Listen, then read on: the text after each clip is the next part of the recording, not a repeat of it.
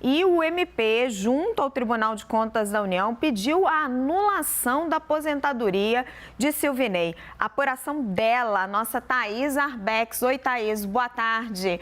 Conta para nós. Olá, Raquel, boa tarde para você, boa tarde a todos que nos acompanham aqui no 360. Raquel, é isso, o Ministério Público, junto ao Tribunal de Contas da União, pediu a anulação da aposentadoria de Silvinei Vasquez. Esse pedido foi feito hoje, quinta-feira, ao presidente do TCU, Bruno Dantas. Ele é assinado pelo subprocurador-geral Lucas Rocha Furtado. O que ele diz? Ele diz que considera ilegal a aposentadoria de Silvinei Vasquez porque ele enfrenta processos administrativos. Vou ler aqui o trecho em que ele diz isso para todo mundo saber exatamente o que ele está dizendo.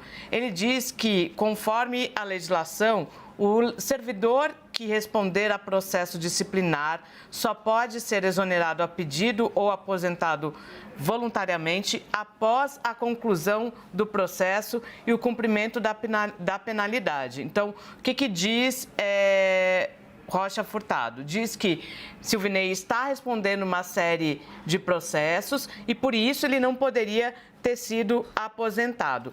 Ele quer que o Bruno Dantas, o presidente do TCU, avalie a legalidade dessa aposentadoria e mais, que ele devolva os recursos que foram recebidos, Raquel.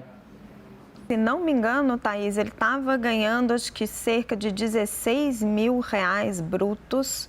E essa aposentadoria, ela veio ali num momento em que ele foi muito questionado por conta dos bloqueios que estavam acontecendo nas estradas, logo após o resultado das eleições. Sim. Eu vou até abrir essa foi uma maneira de tirar ele de cena. Vou chamar Yuri Pita para conversar com a gente, Thaís, e também fazer uma análise sobre isso.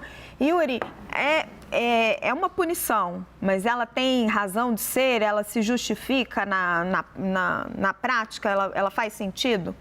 Olha, Raquel, antes de tudo, boa tarde para você, para a Thaís, para quem está com a gente aqui no 360.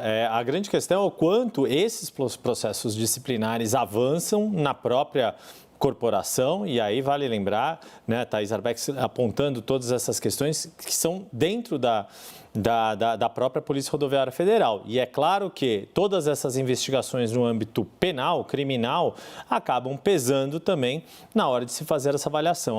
O grande ponto é que muitas carreiras de Estado, de fato, acabam tendo como, isso é mais notório no judiciário, a maior punição que um magistrado pode ter caso cometa a mais grave das infrações disciplinares é uma aposentadoria compulsória.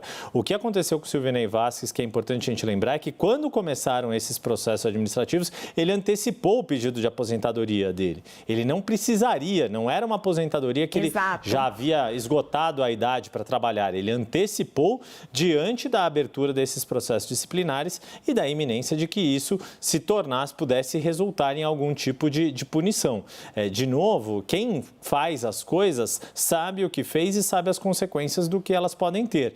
Quando ele antecipa a sua aposentadoria diante da não reeleição do governo que ele apoiava, e digo isso porque ele próprio, na véspera do segundo turno, fez uma postagem em redes sociais defendendo a reeleição do então presidente Jair Bolsonaro e depois apagou, porque, de novo, tratava-se, ou melhor, de um funcionário da ativa do Estado, de uma instituição de Estado, como a Polícia Rodoviária Federal. Não ocupava um cargo de natureza política, ocupava um cargo, sim, de direção, de comando, mas dentro de uma carreira de Estado.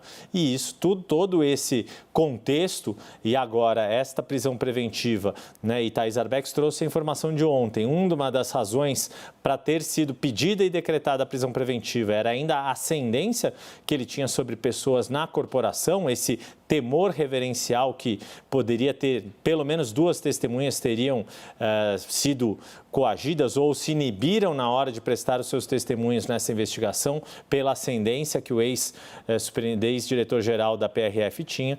Tudo isso vai formando um caldo que joga Silvinei Vasquez em uma dificuldade não só do ponto de vista criminal, mas também desse ponto de vista administrativo.